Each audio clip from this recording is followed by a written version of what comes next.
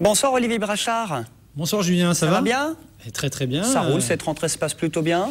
Ça va pas mal, on va le voir pour le foot d'ailleurs. Effectivement, pour annoncer pas mal d'événements et notamment en national, le championnat se poursuit avec des crocos nîmois en très grande forme en ce moment. Effectivement Julien, c'est du foot, les crocos en grande forme puisqu'ils ont gagné 3-0 la semaine dernière. Ils espèrent confirmer face à Martigues aux Costières, c'est demain. Donc Martigues ex-équipe de Ligue 2. Nîmes espère confirmer, je vous l'ai dit, le bon 3-0 de la semaine dernière.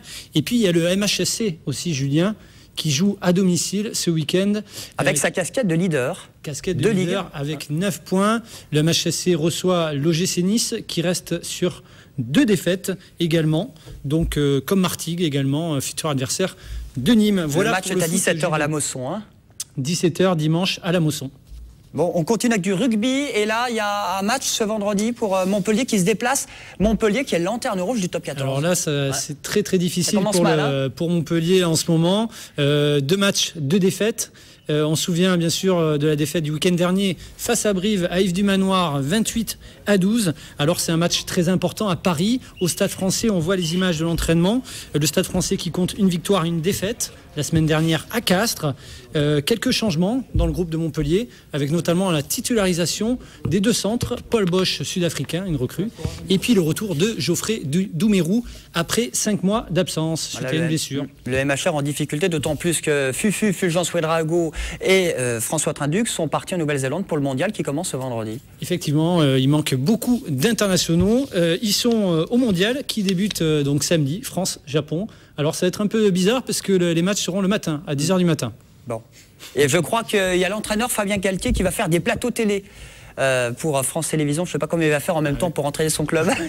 On souhaite bonne chance au MHR pour cette année. On continue Olivier avec du handball et le championnat qui reprend. Et voilà, le championnat de handball qui reprend. Montpellier, qui est champion de France, champion de France titre, 4 fois d'affilée. Ils espèrent l'être 5 fois. On regarde les images, ça c'était l'entraînement en public à Bougnols lors de la présentation de l'équipe. Alors c'est ce soir, c'est Toulouse-Montpellier. Toulouse avec un certain Jérôme Fernandez, qui a bien sûr été joué à Montpellier, puis qui est passé par Barcelone, Ciudad Real, et puis Kiel, le futur adversaire de Montpellier en Ligue des Champions. On a quand même notre Nicolas Karabatic, ça devrait le faire. Et puis Montpellier qui a déjà gagné un trophée, le trophée des champions la semaine dernière, c'était à Monaco, face à Chambéry. Désolé les Savoyards, c'est comme ça. Bon, l'USAM Nîmes, ça continue, qu'est-ce que ça donne pour les Nîmois? L'USAM, déplacement difficile à Saint-Raphaël. Alors l'USAM qui enregistre le retour de Guillaume Sorina, qui était parti faire une pige d'une année à Chambéry et qui revient à Nîmes. Le buteur Sorina qui a fait tous les beaux jours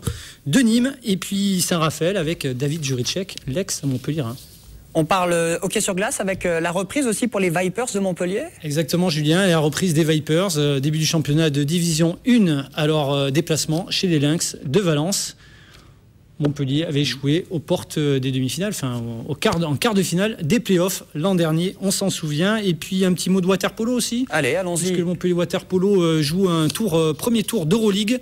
C'est au Monténégro à Kotor exactement. Donc 6 matchs et puis on espère qu'ils vont se qualifier pour le 2e tour.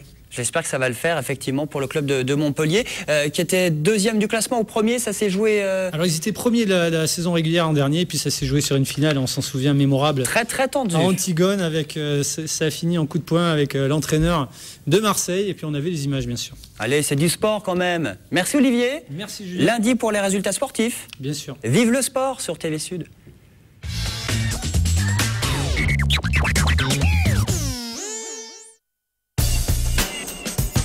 Montpellier Agglomération vous a présenté le sport. VO Location, véhicule de tourisme et utilitaire, vous a présenté le sport. La Banque Populaire du Sud, 26 agences dans l'agglo de Montpellier, vous a présenté le sport. Bon, Olivier, est-ce que vous êtes sur Facebook? Oui. Vous m'avez jamais demandé un avis, Je l'ai, Nico, sur Facebook. C'est vrai. Il me poque, il me tag, il me demande en ami. Bon, c'est un univers à vocabulaire que vous connaissez évidemment sur Facebook. Eh bien, depuis ce matin, c'est confirmé. L'agglomération de Montpellier s'est mise sur la toile, sur Facebook. Et vous allez voir, pour son président Jean-Pierre Moore, c'est que du plus. Il est interrogé par Pierre-Paul Castelli.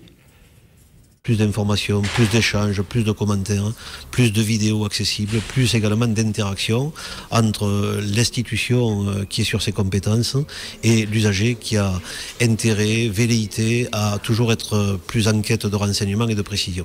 Moi j'aime Montpellier Agglomération, je suis fan de Montpellier Agglomération sur Facebook et je suis déterminé à faire en sorte que ces éléments, ces outils modernes de développement de l'interaction se développent au maximum.